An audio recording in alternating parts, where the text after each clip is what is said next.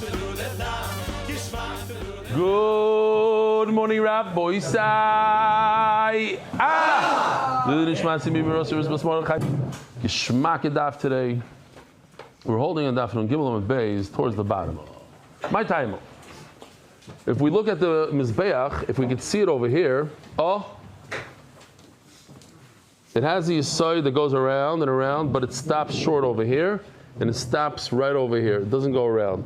If we look at the picture, where there's pink, there's no Yesod. Where there's green, there is a Yesod. We're going to have a machlokes. According to Rav, that's the way it looked. According to Levi, that's just a halacha. There's actually a real Yesod around the whole, all four sides. Just the pink is where you should not pour the blood. The green is where you should. Green go, red stop. Here. The green. Why is it the green? Why does the green stop short? It's only on two walls, two parts of the Mizbeach, and not all four. Says the Gemara. Yeah, it's like 7 lines from the bottom. My time. Toiref is a predator. Toiref is referring to Binyamin. But Binyamin Ze'ev Yitrof. He's a wolf. Domer Rav Shmuel bar Rav Yitzchak, Mizbeach oichel bechelka shel Yehuda Amo. Very, very interesting. The chelik of Yehuda and Binyamin. Yehuda's chelik goes almost throughout the whole Eretz Yisrael, comes right through Yerushalayim, and cuts right through the whole Beis Hamikdash. And Binyamin and Yehuda, they meet in the Beis Hamikdash. And everything on the left side of this chart over here, the Heichal, the Kodesh HaKadoshim, everything is in Binyamin's area. And here, take a look. The blue is Yehuda. The pink is Binyamin. If you're on Kol HaLashon, I apologize. And here goes the Mizbeach. Now, you see how it juts out? That's not a natural demarcation of a border. It should be a straight border, but it's not. It comes out. Not only does it come out, there's a little bit of an amma right over here that comes out. See right over there, just pops out. Why? It fits the Mizbeach. Take a look. The Mizbeach, all of it, besides the ramp, all of it is in Binyamin's territory. All of the Kedusha of the Mizbeach is in Binyamin's territory. Yehuda gets a little bit of the Ezra's Kohanim, the Ezra's Levi, Yisrael. It's a lesser Kedusha over there. The whole Chazarah, where we talk about Tzafon, above the Mizbeach, it's all pink. It's all in Binyamin. The Mizbeach itself is in Binyamin. We didn't want to build the Mizbeach in Yehuda's territory. So therefore, there's no base where the blue juts into the Mizbeach. You can't build a base there because then it would be in Yehuda's territory. There's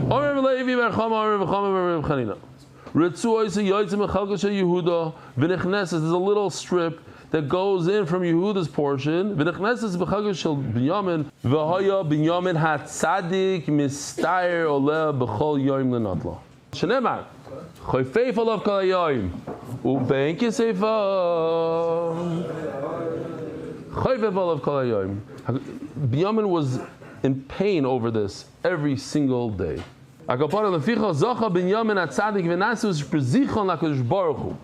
So he became the host. He became the Shpezichon. Like Baruch Hu, he has the Kodesh HaKadoshim in his. Why? Because he's mitzvah aleh b'chol yom. Shenemar ubein kseifav shachein. Between his shoulders, he'll rest. Meisvei. So now we have a few questions over here. How do you do the whole shchita malika of the bird oila? It's different than a chatas oila. Hayamoylek es roisha mimul arpa. Where is it? Here. We saw this a number of times. Glad to see. You take the bird, you give it a kvetch with your nail, and then what happens? In this particular case, because it's an oila saif, you gotta keep on going until the head pops off. And you separate.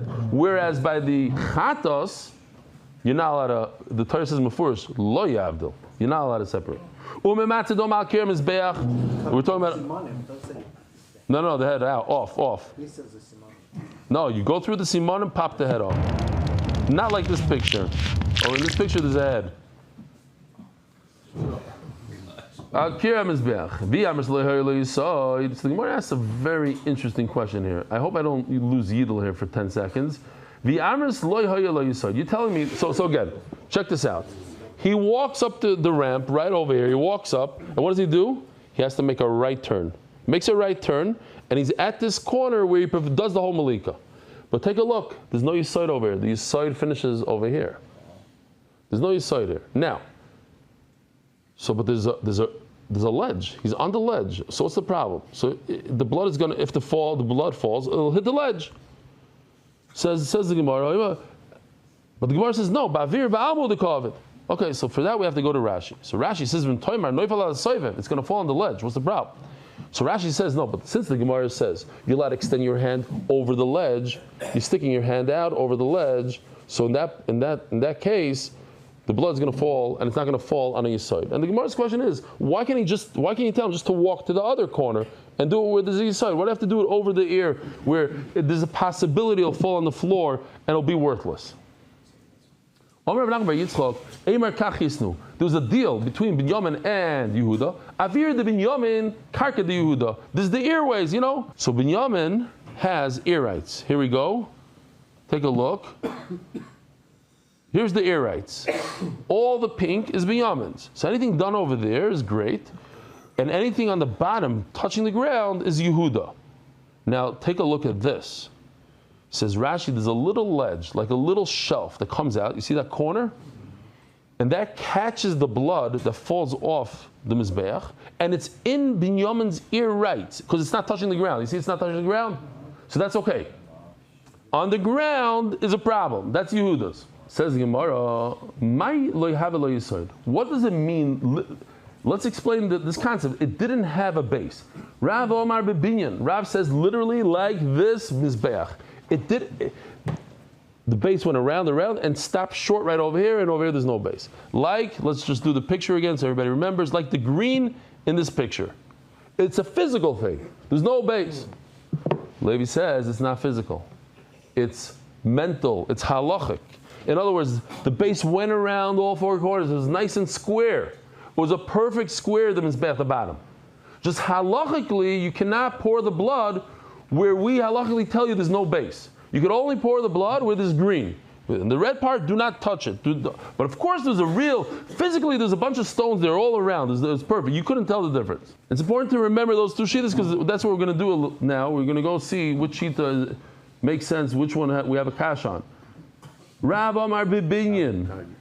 Levi Omar Bidamin. Rav says it was a physical thing. It was missing a base, like everybody depicts it, like this mizbech is built. But Levi says Vidamim, it's just where you could put the blood in that.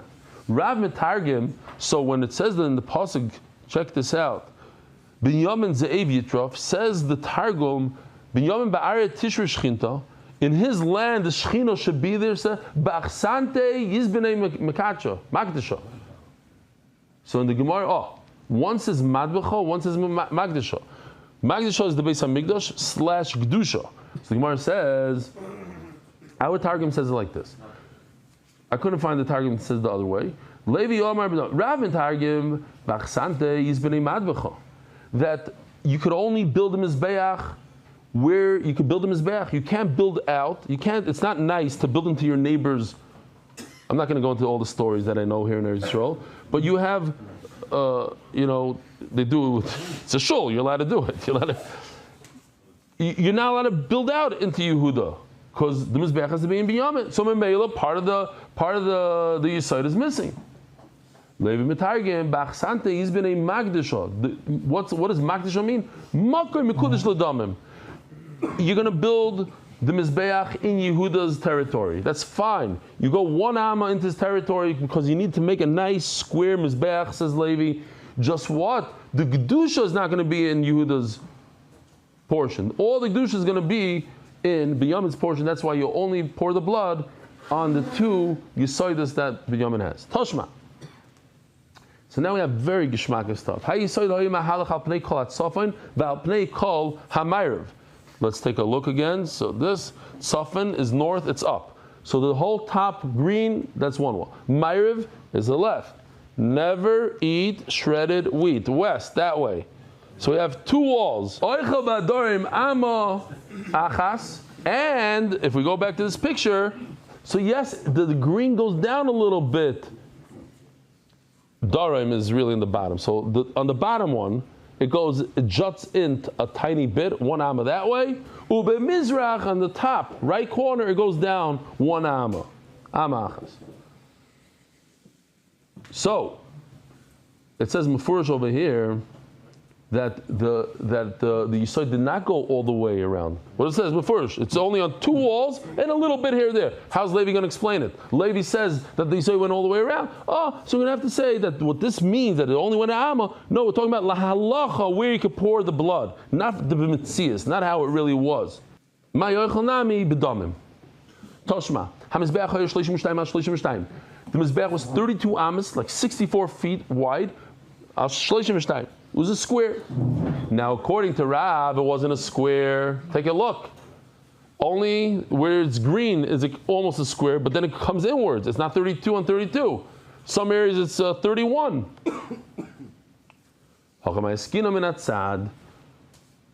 Take a look for a second. If you stand in this corner right over here, on the northwest corner, right here, and you're looking this way, so you have 32 that way, and you have 32 this way. There's only one area. If you're standing right over here, then you'll see 32 by 32. If you stand in any other corner, you're not going to have that. You're right. Tashma. Oh, so we have to be makdim over here. From here to here is 32 amma. From here to here, the ramp, from the bottom of the ramp to the top of the ramp, 32 amma. 32 plus 32 is how much?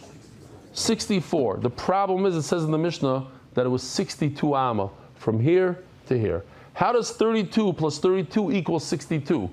32 plus 32 is 64. The answer is very simple, says the Gemara. Tashma nimtza poireach amma al yisoid va'amma al soivev. So here's the problem.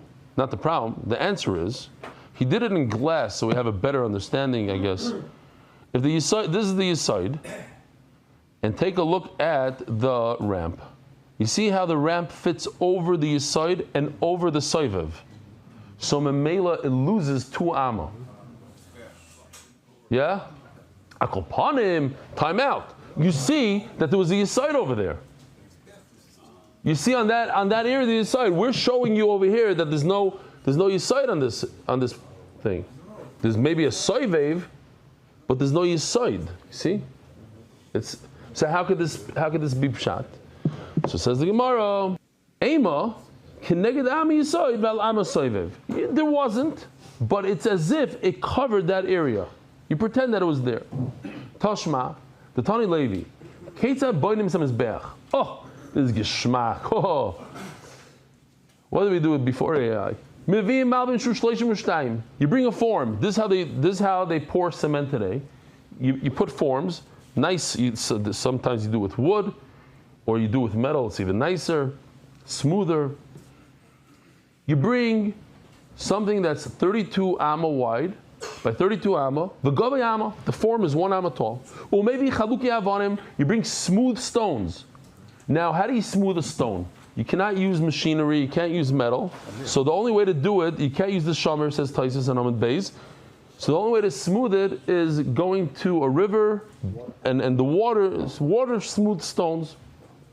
Mifulamais, they're like what, a quick way or over a long time? Over a long time. Yeah. Being doilus, being tanis, doesn't matter how large these stones are. It's the opposite of how we built. Today we wanted a rougher stone. They wanted smooth stones for whatever reason.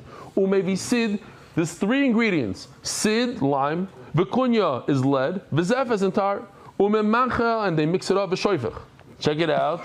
So to make it in fast motion, that's the base, that's the 5 amma, the 3 amma, and the 1 amma karens. Each one is formed by itself like cement. Says the Gemara. Maybe malbin shu eser mushmoina leser mushmoina. Did I skip? Yeah. Maybe malbin shu shleishim amma. On top of that, you do the next form. That's only 30 amma. Al shleishim amma. V'govei chomish ammas, and that's 5 ammas. How many ammas do we have so far? 1 plus 5 equals 6. We're at 6 right now. Or maybe Chaluki Avanim, he does the same thing, same stones. In order to get this ledge to walk on, so you put a smaller form of 28 by 28 on the top. And it's 3 amas. So 6 plus 3 equals 9. So it comes out that the top of the Mizbeach is 9 amma. Where do you get 10? Because you get the little guys over here, the 1 by 1 kronos, or 1 by 1, a total of 10 amma, which is about 20 feet tall. You're standing 18 feet above the ground when you're on top over here. That's why, you remember that guy that was running up the ramp and they kicked him off? They killed him, he died, I don't remember what happened. He broke his leg. And then they started doing this. Yeah. We said,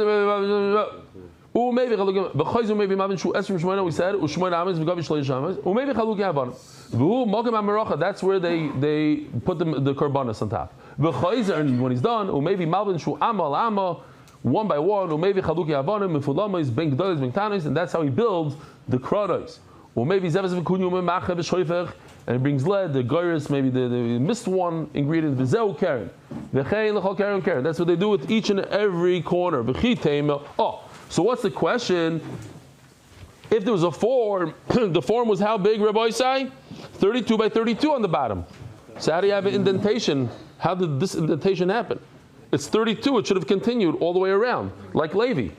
How do we have this funny shape on the bottom if the form was square? The guy is, you're going to tell you, take a saw, take a wet saw, that's what they do today. You build the concrete and you want to cut, so you cut later. The problem is, Avanim Shleim is ksiv. It says that the stones, the guy is like, Avanim Shleim is ksiv. It says that they have to be smooth. How are these stones going to be smooth if you're using a saw to cut it later on? The machas midi mituse v'shokale. Look at this, Rabbi say, he did a great job. This is my favorite ingredient of all time. It's foam. It's the worst thing created. If it gets in your clothing, you're done. It gets in your fingers, you won't be able to take it off with anything.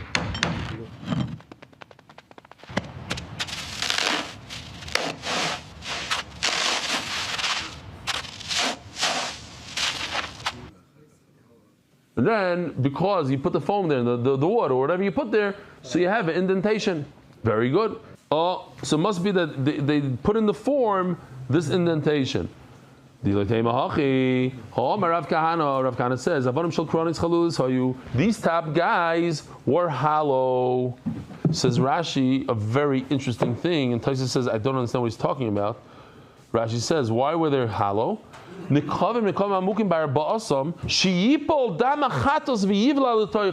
That the blood of the Chadis should go inside. As Taisus, the blood of the Chadis goes on the wall of it. Why inside? Where did Rashi get inside?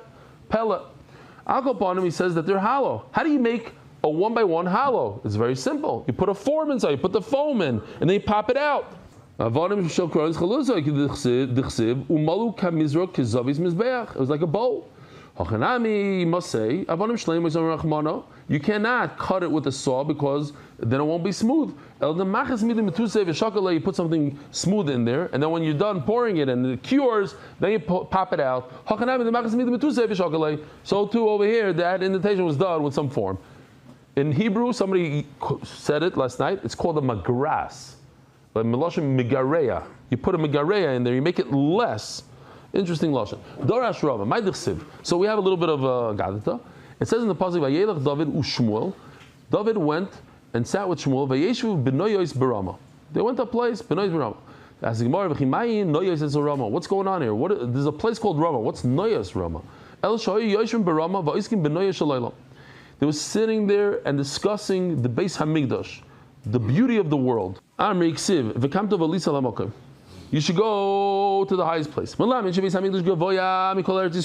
Hamikdash is the highest place in Eretz Yisrael. Eretz Yisrael is the highest place of all the lands. So everybody asks, if the world is round, how do you have one place on a ball that's higher than the other? It's round. So Chassam Sofer says, because the world was created from Evan Shasiyah. So that area of the Evan Shasiyah, that's the first place, and the whole ball was created after that.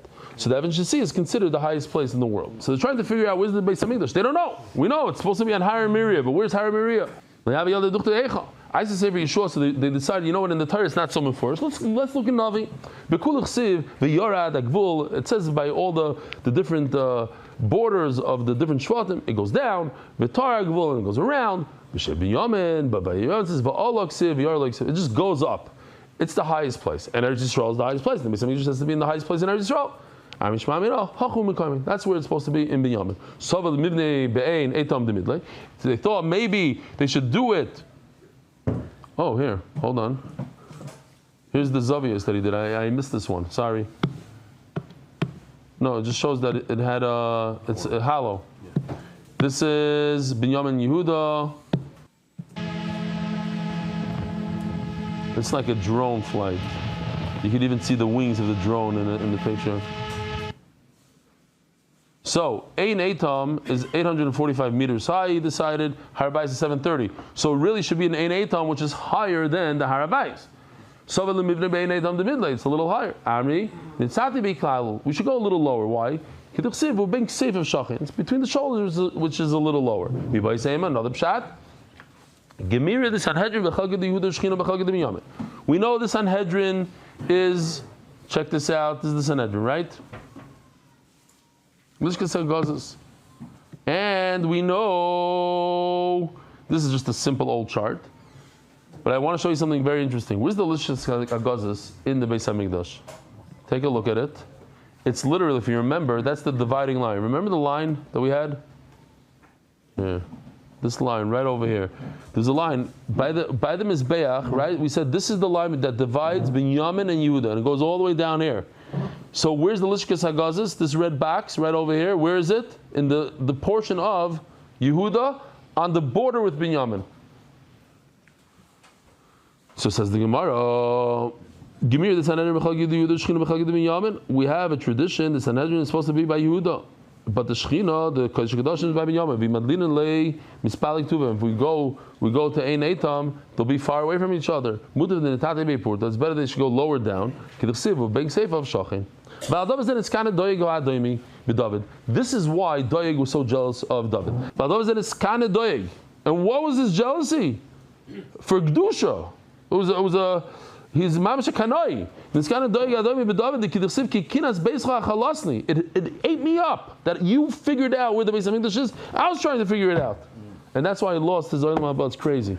Uchsiv zechar Hashem David eskol unoisai his how do you say more than sar, his affliction, his pain and affliction. Asher nishbal Hashem. It's unbelievable, and this is the same. That's what I mentioned before about Binyamin. He was pained. He wanted it so bad. When you want something so bad and you do it every day, Hashem gives it to you. In Mavoi Boil Basi, if I ever come to my house, if I give my eyes any rest, until I find the place for Hashem. He cared about Hashem, not about himself. He's in pain. Where's Hashem's place going to be? Why does Hashem not have a house? So we heard it in Efrat. Mitzanub is the yar. We found it in the forest. Befrasa, what does it mean? Yeshua, they call him Ephraim. So they found it in Sefer Yeshua. When they looked for it, they found it there. Mitzanub is the yar. Binyamin, Binyamin, Zev Yitrav. Where does a wolf belong? In the forest. Rabbi Sai, have a wonderful day on Motzei Shabbos at 8:30. Merit the schus of spreading Torah throughout the world. Sponsor a shir today. MDYsponsor.com or sponsor at MDYDAF.com.